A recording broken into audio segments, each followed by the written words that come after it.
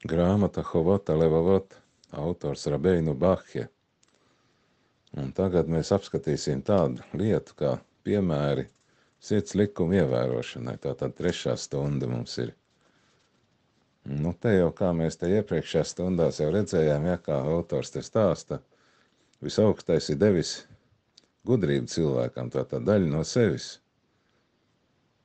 Nu, 3 sastāvdaļas šai lietai, ja, ir pirmais visaugstā gudrība, ja, Tora, otrais ir pasaules gudrība, zinātne, un trešais ir tehnoloģija, kā mēs skatījām iepriekšējās stundās. Savukārt visaugstā gudrība atkal ir iedalās, ja, tātad saprāts, Tora un ebreju tradīcija, tātad, nu, tradīcija, kā saka, mutiskā Tora.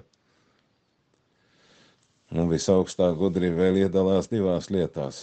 Likumi, ja, kas skaidri darbībā ir, ko var redzēt, ja, un otrs ir likumi, kas ir sirdī, kas ir aizvērti acīm cilvēkam, ja, tātad citi neredz, vai tu tos likumus izpildi vai neizpildi. Un likumi savukārt iedalās 2 daļās. Iedalās pirmkārt dari, ja, kas mums jādara ir, un otrkārt nedari, no kā jāizvairās, ko nedrīkst darīt. Atkal 2 lietas.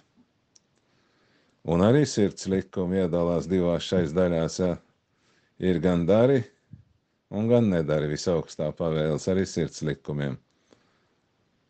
Nu, ko visaugstais dod, kā saka, kā uzdevumu, kā tādu darbu, ja, kas jādara ir zemapziņā. Jo tā ir tā aizvērtā daļa, ko citi neredz, ja nekā nevar izpētīt, kas cilvēkā iekšā notiek. Zemapziņā, tā saucamajā sirdī. Nu, te autors stāsta, ja, kad pirms viņa nekad nav bijusi par šo tēmu, kā saka, tāda īsta pētniecība bijusi par šiem sirds likumiem.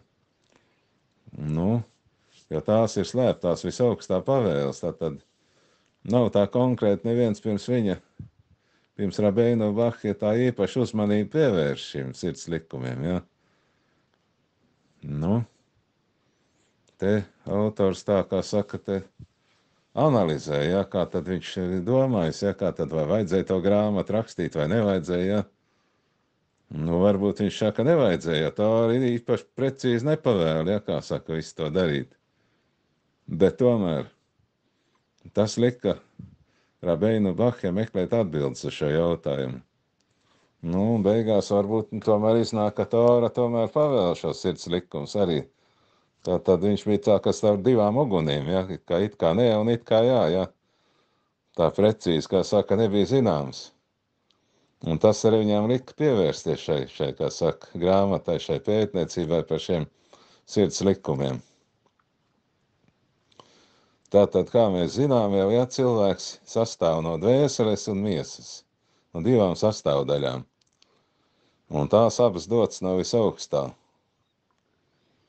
Tātad miesa, ja, ķermenis, miesa tā saucamā, ir redzama, bet dvēsele nav redzama. Tātad atkal, ja, ir mūsu sastāvdaļas, ir gan redzamā daļa, gan neredzamā daļa. Nu, ir tātad arī savukārt, izējot no tā, ir 2 kalpošanas. Ir ķermeņa kalpošana, ja, nu, miesas kalpošana tā saucamā, tā ir redzama, ja, ko mēs darām ar savām rokām, kājām, ja, ko mēs runājam, visu to, ko mēs veicam, ja, fiziski, tā ir redzama visa. Un atkal dvēseles kalpošana, otra lieta ir, kas nav redzama, tiešām, nu, kas notiek cilvēkā iekšā, zemapziņā. Tā saucamā sirds kalpošana. Nu, piemēram, sirds kalpošana. Nu, kas tad ir sirds kalpošana? Piemēram, nu, tātad zinām, ja, mēs zinām, visaugstais ir viens. To ar visu zemapziņu, kā saka, izjūtām.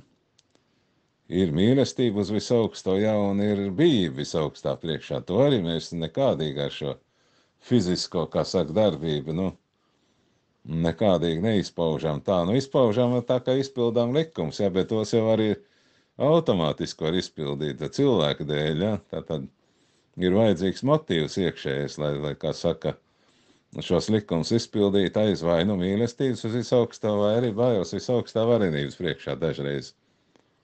Un ir ļoti daudz šie likumi, tātad Torā tomēr. Un otra lieta, šie ķermeņa likumi, šie miesas likumi, ja, piemēram, Lulavas, ja, un Sukot svētki, un citi šie likumi, ja, svētki dažādi, un šabats, ja, ko ievēro, tad tas viss ir redzams, kas viss notiek, atklāts. Bet, to var arī, kā saka, automātiski izpildīt, ja, to var izpildīt bez šī iekšējā motīva, ja, varbūt tāpēc, ka citi tā dara, ja, varbūt, kad es būšu tad kaut kāds, kā saka, labāks cilvēks citu acīs, ja, ka es te tēlošu, ja, baigi tur, kā saka, svēto, kā tautā izsakās, ja, bet nebūs tas iekšējais motīvs, bet tas ir ļoti svarīgs, tas iekšējais motīvs. Kāpēc tu to dari? Tu to dari dēļ visaugstā, nevis dēļ cilvēkiem, dēļ kaut kādas tur izrādīšanās vai citām lietām. Te autors tagad stāsta tālāk, ja. Bet tas, kas negribēs šo sirds kalpošanu, tātad šo motīvu pareizo, ja, tad negribēs arī beigās šo ķermeņa kalpošanu, šo miesas kalpošanu.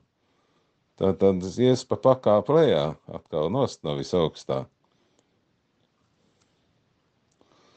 Un arī te par saprātu autors saka, ka saprāts arī pavēl sirds kalpošanu vispirms, un ne tikai miesas kalpošanu, tātad abas lietas jābūt tādā kā simbiozē kopā.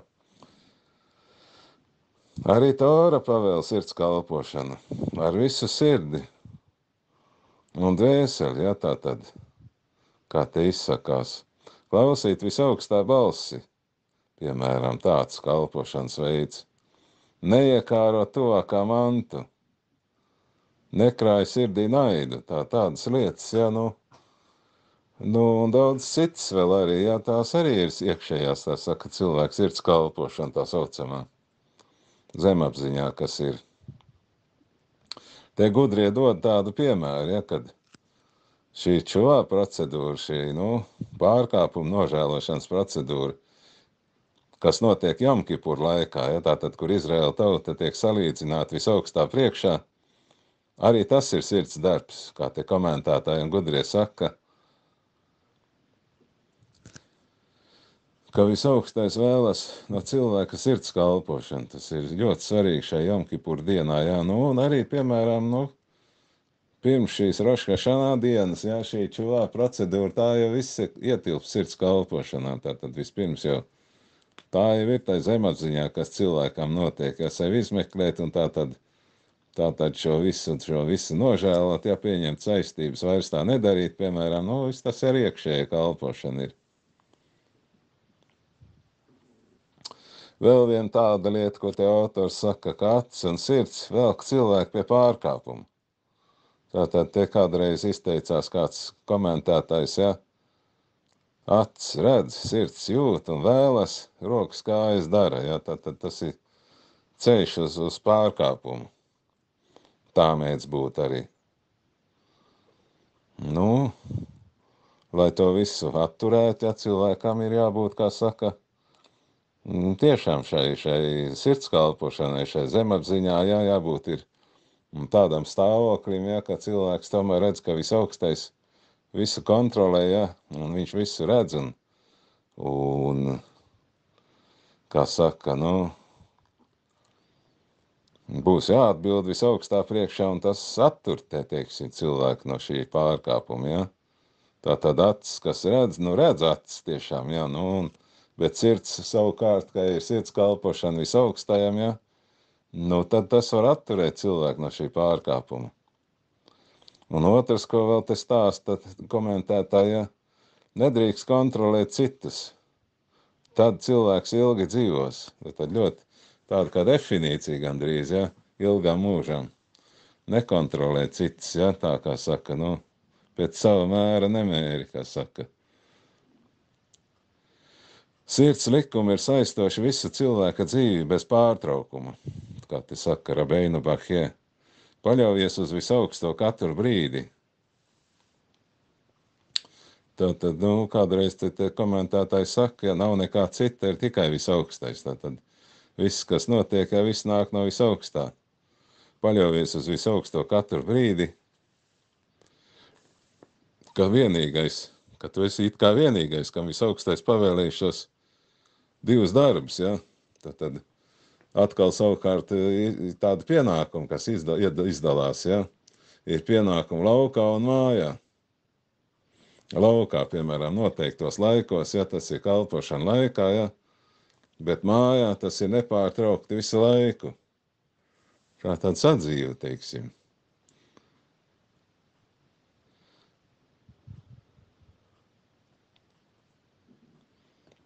Bet, nu, ir tāda lieta, ja, ka sadzīve var iedalīties divās daļās, jā, varbūt kā kalpošana visaugstajām, bet varbūt arī uz otru pusi, ja, ka te autors saka, ka pasaules lietas un neiepazīstot visaugstā varenība arī tas traucējas izpildīt visaugstā sirds likums, tad tas attur no šiem sirds likumiem. Un te autors ļoti svarīgu lietu saka, kad mēs neesam atbrīvot no sirds likumiem visu laiku, tad visu laiku jātur visaugstais acu priekšā, ja? Un sirds likumi ir ļoti daudz doti Tārā. Piemēram, valdnieks Dāvids, ja, kas Izrēlā bija pirmā tempļa laikā, ja, pirms pirmā tempļa. Viņš saka, ka tie ir ļoti bezgalīgi daudz, ja, tad ļoti daudz ir šie sirds likumi. Bet cilvēks, diemžēl, ir tālu no šiem sirds likumiem. Un Rabeinu Bahja ir pētījis vēsturi, ja, un neatrod daudzās paudzēs šo likumu izpildi. Tad tas ir ļoti bēdīgi, ka tā ir bijis, ja, ka ir automātiski notikusi ar ķermeni izpildi šī likuma, ja, bet sirds likuma nav bijuši. Arī Rabeinu Bahja laikā, tad viņa paša laikā šie likumi nebija populāri. Bija pat šos ķermeņa likums, ja, ko izpilda ar ķermeni, arī visus neievēroja. Tādi cilvēki aiziet prom no Tóras. Mēs jau redzam, kas notika, ja, pēc tam, kad vēsture te mums parāda, ja, kad kā tā atkrišana notika, kad, neievēro likumus, ja, pēc tam jau aiziet no Tóras un pēc tam ateisms rodās. Tad pakāpeniski cilvēks arī iesiet uz leju. Bet ir vajadzīgs liels iekšējs darbs, lai kalpotu un mācītos Tóru, tad pūlis jāpieliek atkal, kā jau vienmēr te gudrie uzsver, lai izlabotu savas īpašības un ievēro sirds likums, un tas vedīs arī pie šo īpašību izlabošanas. Tas tāds, ka tās palīgs būs arī. Piemēram, visaugstais vienots, ja, nestrukturēts, ja, nav tur daudz sastāvdaļas, visaugstais ir vienots, piemēram, tāds likums, ja. Tātad te uzdod jautājumu, vai mēs to zinām no saprāta vai no tradīcijas, Kā tad mēs to zinām no saprāta, kā mēs dabā skatāmies, ja mēs to tradīciju nezinām, ja, tad grūti spriest, jo dabā viss ir strukturēts, ja, tur ir minerāli, tur ir koki, tur ir augi, ja, un citas lietas tur ir. Tātad mēs to tikai no tradīcijas varam zināt.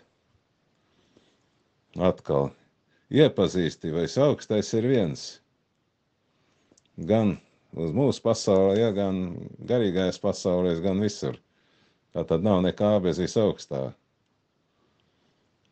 Tātad klātbūtnes nekur, ja. Arī to mēs varam tikai saprast no tradīcijas.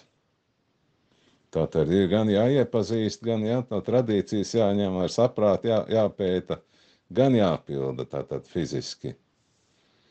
Un te tāda viena ļauna lieta mums ir, ja, kad ļaunais iesākums cilvēkā, kas ienāca pie pirmā cilvēka pārkāpuma, pirms tam tāds nebija cilvēkā iekšā, jecerarā tā saucamais, kas velk cilvēku uz blakus lietām, bet galveno, kas cilvēkam būtu jādara, cilvēks atstāja novārtā. Tātad jecerarā jau priekš tam ir radīts, ja, lai cilvēku novest no ceļa, un cilvēks varētu, kā saka, cīnīties ar viņu, ja, un piedalīties šajā radīšanas procesā. Tātad cīnoties ar šo jecerarā, ja, cilvēks pēta, kas ir labs un kas ir slikts, ja, pēta Toru, instrukciju, un atsaka šim jecerarā. Tas jecerarā ir tā kā tāds, testētājs, ja, cilvēkam, kas, dod cilvēkam izvēli, vai, teiksim, darīt labu vai ļaunu, un tas ir tā kā tāds tests atkal. Nu, un te autors dod padomu, jā, nevajag nodarboties spēcīgi ar filozofiju, bet pieņemt tradīciju no iepriekšējām paudzēm. Tātad špikars priekšā, ja Tora mums ir dota, nu, lai mēs varētu, kā saka, nu, izzināt visu, ja mēs te caur filozofiju liecim, ja, caur visādām pasaules gudrībām, tad jau, kā saka, Tora paliks novātā, jo daudz ļaunumu iekšā šai filozofijai arī ir. Nav tā, ka viss ir slikts, ja, bet ir arī, kā saka, gan tas iekšā. Un te autors stāsta, ka zināšanas no Sinaja, ja, ko Mošē Rabeinu ieguva no visaugstā un nodeva tālāk tautai un savukārt visai pasaulē, kas jānodod, tās ir primārās, kas jāpēta. Bet nevis, lai šaubītos, ja teiksim, lai šaubītos, vai tā ir patiesība vai nē, nu tad, vispirms jau jāpārliecinās, ja, ka tas ir primārais un ka tas ir galvenais, ka tā ir īstā instrukcija, bet, nu, ja mēs te sāksim šaubīties par kaut kādu, tā kā saka, nu, piemēram, kaut vai automašīnas lietošanas instrukcija, ja, kas nāk no rūpnīcas līdz mašīnai, piemēram, ja, un mēs te sākam pētīt un šaubīties, ja, vai tad tas ir pareizi, ko viņi tur rakstījuši, ja, nu, tas nebūtu īsti saprātīgi, tad jāņem šī instrukcija, kā saka, 100% vērā ir. Tātad to nedrīkst, tas ir jāpēt, ja, bet ne lai pārliecinātos, vai tā patiesība vai nē. Un ja cilvēks būs izpētījis, ja, šos likumus, ja, šo visu, kā saka, Toras instrukciju doto, ja, tad būs lielāka ticība likumam arī, un labāka izpilda. Tad mēs zināsim, ja, ko tas likums nozīmē, kāpēc viņš jāpild ir, un tad arī izpildīsim, ja, jo tad mēs zinām, jo nevis automātiski kaut ko izpildīsim, ja, bet tiešām mums būs, kā saka, zemapziņā izstrādājies tas modelis, ja, un mēs izpildīsim šo likumu pareizi. Nu, Rabeinu Bahete uzsver, ja, ka jāpēta mums katram individuāli visi likumi. Tātad tas nav, kā saka, kolektīvs kaut kāds darbs, ja, bet ir katram individuāli atbildība visaugstā priekšā. Nu, katram būs arī jāatbild, ko ir darījis šeit, cik augstu līmeni sasniedzis vai nesasniedzis. Paldies!